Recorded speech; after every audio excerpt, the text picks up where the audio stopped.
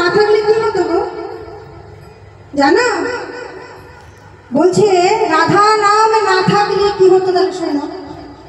नहीं होता नहीं होता नहीं होता कृष्ण होता जो तेरा राधे आगे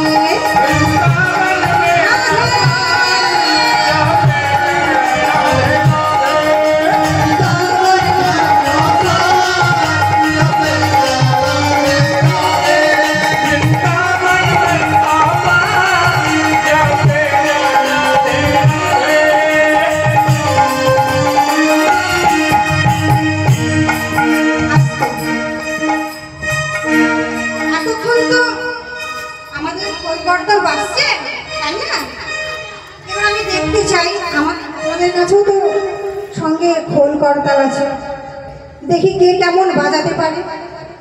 আমি বলবো রাধে রাধে, আপনাদেরকেও সঙ্গে বলতে হবে রাধে রাধে। হাত তুলুন দেখি, যার হাত আছে সে কিন্তু হাত তুলবে, কেমন? বলো রাধে রাধে। সবাই মিলে একসঙ্গে বললে তো ভালো লাগবে। বলো রাধে রাধে। বাবা ও কি করছে? একটু জোরে জোরে বলতে হবে।